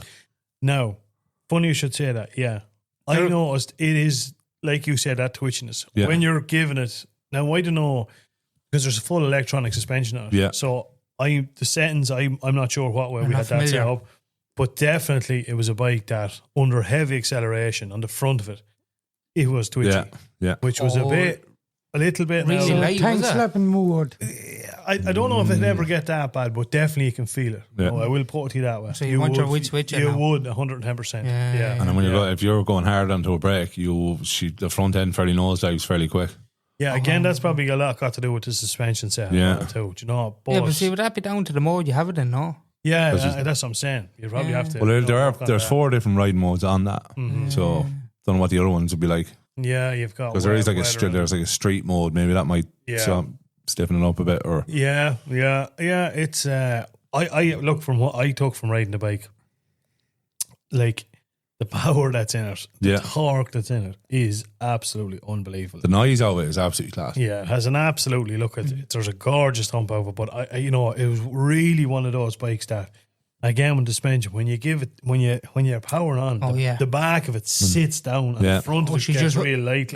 Kisses it. The torque that's in it is unbelievable. The uptake speed, and you get to around like 5,000 revs, and you think you're there, and then it's like a VTEC. It's like, it's like another power valve. Yeah, it's just there's another step in it, and it's just. I did love the bike. I'm not mad on fobbed bikes, not keyless. Because you know what I'm like. You lose it. I lose it. Or I'll do the other. I'll walk away and I've left it somewhere. I'll throw my jacket over the bike. I always maintain an electric car would be the right job for him. Because at least when he walks outside, it's essentially tied to the side of the house. Yeah. You wouldn't lose it. Yeah. Electric bike would be the way to go for you. Yeah. One of those Harleys. You look and a Lambretta, you wouldn't have. I'm telling you here now, man, I loved it. There was a couple of things. The screen on it is very nice as well. Yeah. That little 6.5-inch screen. Yeah. They are a cool looking bike now. The colour scheme on it, I absolutely love. I like the wheels on it. I like the bars on the side of it, the protection bars. I like the functionality of the. What colour was it? Back was it orange, was it? The black and orange. Oh, sorry, the black. Sorry. But the whole back end from in around where the shock is and everything like that, it's very open. It's a cool looking open though. It is. You know? Yeah, I think it's. I swear to God, a couple of little things as you say. Yeah, come back. Twitchiness on the front. Don't know what story was there. Wouldn't be mad lover of that. Pegs, a weird one. The foot pegs feel like they should be 1.5 inches wider. It's like when you're sitting, when your feet are on it, it's like it's only going to the middle of your foot. Gears. It was too smooth for the gears potentially. There's no, you can't please this man with gears. Can you? You can't please him with gears, can you? No, but did you not find that as well? Like you'd barely glance it and it would flick through and you'd be like, hold on, did I snatch that or what? I don't know. It felt weird for me. From what you're after saying, that's a perfect bike to ride, but he's still not happy. Not to mention there is a gear indicator. No, I know, yeah, there is, yeah. But do you know what I mean? Like you were barely glancing at it and I had to double check. Did I actually... You're just gone too used to riding that Triumph and that Harley, man. You forget that bikes by and large are easy to get into gear. Yeah. Do you know what I mean? Absolute pig's yours that I have, yeah. You look at the plus side, you're going to have some serious strength in those ankles. Oh yeah, my left one, yeah. Do you know what I mean? Same like my right wrist. You can use your own imagination there. I want to say fuck all. Jesus Christ. I don't think they want to know. Pat Smith sent me a fucking yoke today of an airplane. And it says, watch for 5 seconds. Bren, you know about airplanes. The middle of the plane. Okay. Of course, me being me, here it was, fucking. And then it says, now, close your eyes for 5 seconds and then open it. A big fucking gorilla with the middle finger up.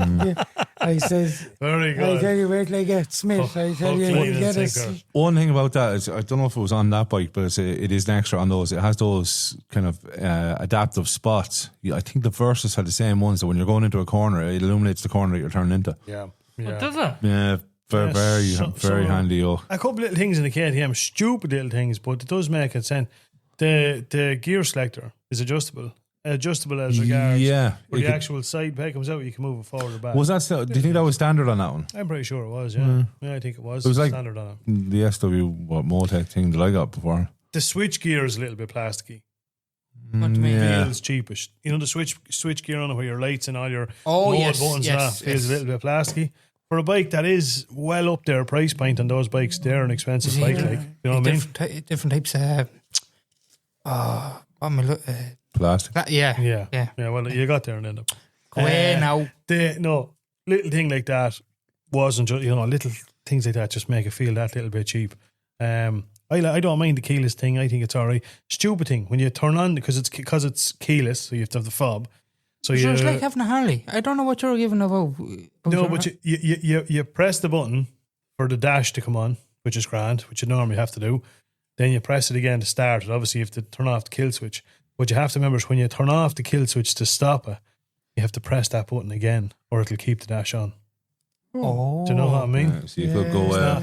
Not just simply And just come back knock and it out. battery be as dead as a Dead as dodo. a See, that's why I would forget to do that.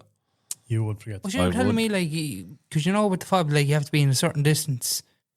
No, what you're thinking is they're cut off if you walk 10 metres away. Yeah. No, Oh, they don't do that, do they? I'm not sure. I don't know. I don't know. I don't know. I didn't test Jeez, that. I would have thought they would have. No. I don't know. Maybe. Price point on those bikes, you can look them up yourself on anywhere online for that kind of year.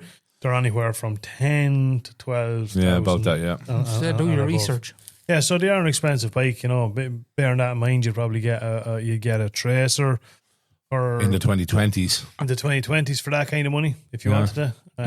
You'd get a Versus, definitely. Here's something I thought I wouldn't say. I was just, as I said it on the bit of video we done for it as well, I was kind of putting it up there versus Tracers and versus and bikes we would have, the GS, and the Africa Twin, and I'd take it over the Africa Twin. I think I would now. Seriously? Yeah, it's a fucking lovely bike to ride by, yeah. Look, it was nice being on it, but it's some fun on it. It feels like a dirt bike. Kind of. And because the suspension is, I don't think it's bad at all. Maybe the mode that was in it, but there was an awful lot of travel between throttle and brake and stuff. It kind of felt like a bike, which I don't have the talent to do, but it did literally feel like a bike. You could just lean back, give it a go full, and wheelie it down the road. If you knew how to wheel it. Do you know what I mean? And if it was your bike. And if it was my bike. Although I was going to text Brennan, the man that owns it for the crack, I was going to say on the podcast, I was going to say, geez, I was flying along the road using the quick shifter, and it was only when I got back I realised there was no quick shifter. Banging around through gears. No, I didn't. But anyway. But them videos that we took you wheeling first and second, I'm not going to show them. No, don't show them at all. No. When we pulled it out of the hedge that time, don't show them. No, fuck's sake, no. If you show them, that's it. He never trusts you. He never trusts me again. No, fair enough. No, you're dead right. You're absolutely. Well, look, I have to say, in fairness, a massive shout out to Brendan. Thanks for giving us the shot. And KTM 1290 Adventure S's, in my opinion, go and get one. Now, just a quick break in the podcast with a word from some of our sponsors. City Spares Motorcycles, Cherry Orchard Industrial Estate Dublin, Honda and Suzuki agent with a large selection of new and used motorcycles. P&B Heating and Plumbing, Edenderry, County Offaly, your go-to for all your heating and plumbing installations and repairs, with a dedicated 24/7 emergency plumbing call-out service. Now, let's get back to the podcast. Right, that being said, that's our tech and talk out of the way. There was another question that came sent in, and this one could have been on a couple of weeks, I'm not 100% sure. But anyway, this is an interesting one. We'll read it out for you. And it says, lads, listening back to episode 2, which was obviously a good while ago, and it says, where you mentioned bikes you regretted selling. That was the one that got away, I think, was that episode. And it said, and the question is, if you could only ride one bike for the rest of your life, what would it be and why? And that is from another Brendan O'Brien. It doesn't say where he's from now, but but like bikes we currently own. No, in the past. If there's only, currently or in the past. If there's one bike, you could only have one bike. That's a that good was the question. last bike you're going to have for the rest of your life. Harley. That's a hard one. What would it be? Me Harley. Your Harley? Yeah. Okay. You're on? Jeez, I don't know now. It's between the MT now and the Harley. I thought you'd go back to that GS. Oh, no. Do you know something? If I got that there now, I'd burn it now. I'm not being bad. I wonder where's that poor old GS now. Oh, don't get me wrong. It was a good bike. It was a good bike. It my was so God. heavy. It wasn't even that it was heavy. It was just, it was the way it was. Remember we went to move it around it? Yes. Fucking It was way. later to move the Busa. 100% it was later to move the boots. It was outrageous. Yeah, she was dog heavy. That And show. you turn a 747 quicker than you turn that. my antenna. It was horrible. I didn't like it at So all. what bike would you, Bren? I'll be honest with you here now, and I can already visualise your eyes rolling into the back of your head. It'd be me Harley. Yeah. It will be me Harley, to be honest, yeah. I'd go Kawasaki. Kawasaki? Yeah. Oh, I don't know. What's the Because Kawasaki? I can't have just one bike. I'd have to have the two. No, you have to. No. Kawasaki. No, you have to. No, me Fireblade. Your Fireblade. I Oh, kind of fuck. half suspected Yeah. that. Which one? The one I have 24 year this year. Yeah, I bought it the week he was born. Yeah. You Yeah. know, oh Well, no. you had to that's- have one positive thing that week, am I right? Don't mind him, son. So the Fireblade. Oh, Fireblade. I'll be honest, I would have been kind of shocked if you had said any other bike, to be honest. Would you, Brian? jeez, no, I the would have. blade. Yeah, he loves that. I in know, fairness, I he know, does. I know. Oh, the blade. Something, Blade yeah, all the yeah. way. All And the in way. fairness, it'd be probably going longer than any of our yokes will be going. Oh, fuck yeah. To be fair, I said it to Debbie, my wife, the other day, and I had the words out of my mouth. I was going to say she's going to pull me up and down. Came home one of the nights after, been out for a spin on the Harley. Might have even rode it home from here or something. I can't remember, but it was a gorgeous evening. Everton was just lovely. He was in good out form. Just had the hoodie on, the helmet. Oh, yeah, from here. From here. Yeah. Oh, it was just lovely, right? I was right, and I got over and I said, you know something? I said, if someone says to me, right, you have 20 minutes left in the world, what are you going to do? You I didn't said, know. I said, You I'd be didn't I said, know. Going for a spin on the Harley. straight up on the Harley. And she says, oh, that's nice. You won't want to spend it with your wife and kids, no? Oh, you were definitely on the couch. I know. I said, I had it jeez. out with her. I was like, oh, yeah, that's not what I meant. But yeah. No, I do love the Harley, I have to say. I do. I love everything about it. Harley. Harley. Your Harley. Your Harley? My Harley, yeah. Yeah, yeah. No, My that's Harley, right, yeah. Kieran, you don't know yet. You have to pick one. My Harley. Yeah. I'm sorry. Oh, jeez. I know. That's just it. I can love see it. that Dan rolling his eyes. Oh, I Dan's not just happy, love you know. it. What about you, Dano? Dan, what's Dan? We can't. What is it? Fireblade. Dan's There not- you are, Oh, Dano. Woohoo. Charlie Riley, that's the son you never had. Well, believe it or not, Kieran has a fair blade now. I know that. I know. Yeah. I hear. I hear. It sucks to be you, Brian. What's riding the restricted Fireblade like?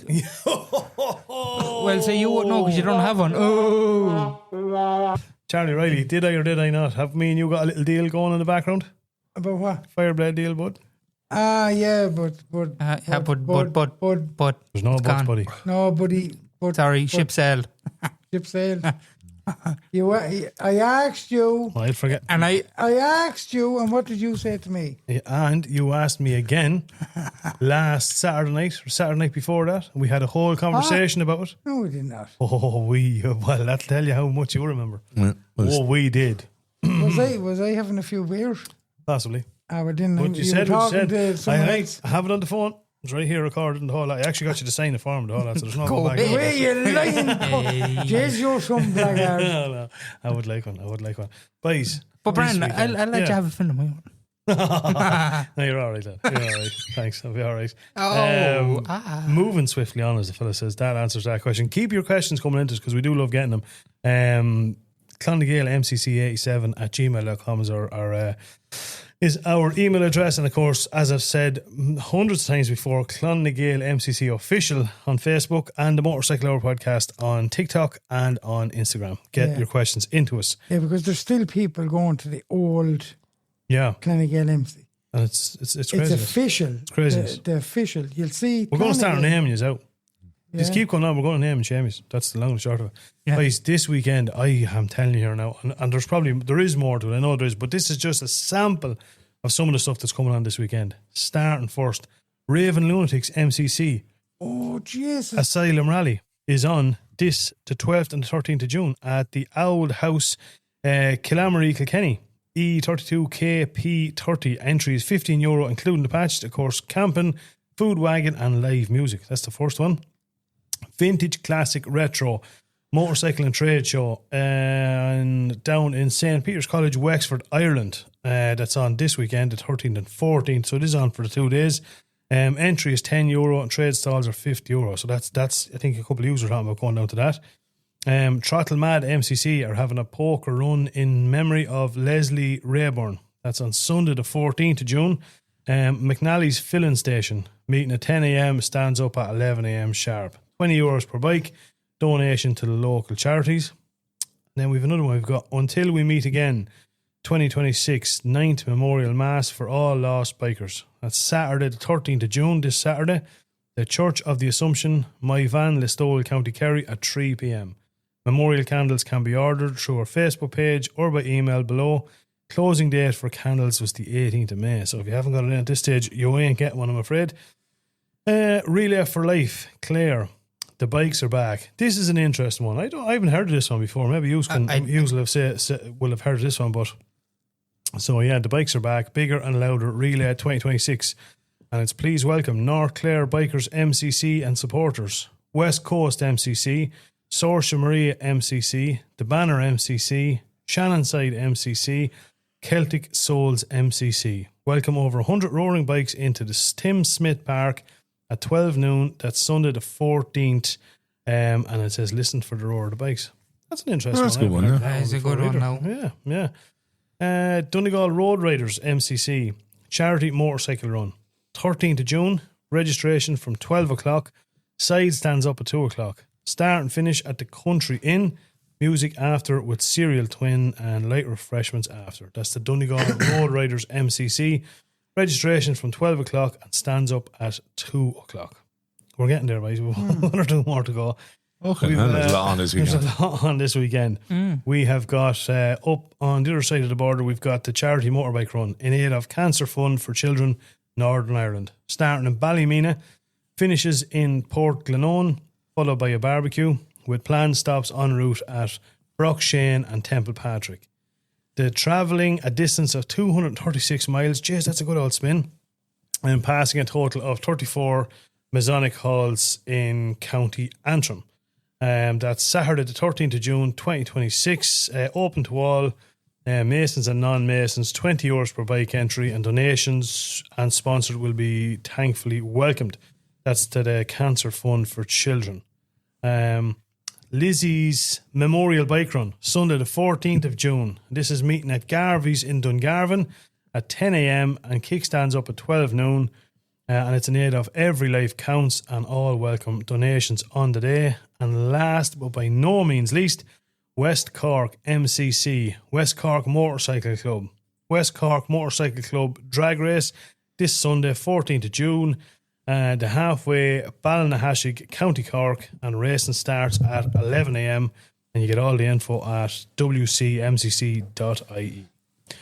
So that's a couple of stuff on. Last thing I do want to mention as well is just that we did get a message sent in. Kells Road Racing is coming up in 2 weeks' time, folks, and we might see if we can actually get some of the guys on, have a bit of a chat about it. But I know that they are looking. I think they're having a bit of a seminar or a marshal training seminars coming up. So I think they might be looking for some marshals. So head on over to the Kells Road Racing and you'll see all the information on there. As I say, it is coming up in 2 weeks' time. It's the first road race down south we've had in as many years. So we're all looking forward to that. Give them your full support. And yeah, jump over onto the Kells Road Racing page and if you can help out in any way whatsoever. I think they might be doing a sponsor to bail and stuff like that as well. Yeah, most crowds are these days, yeah. Yeah, so jump on over there and have a bit of a look. And yeah, we look forward to seeing you all at Kells. Yep. Anything else anybody wants to mention before we wrap it up? No. Everyone happy? I'm happy, yeah. Happy? Yeah, happy out. Yeah. For now, folks. There's plenty of things to keep us busy there for the weekend. So yeah, we might see you along the road. And as ever, stay safe. And yeah, catch us all back here next week for episode number 93. Absolutely. Yeah. That's it. Over now. Over now. See you later.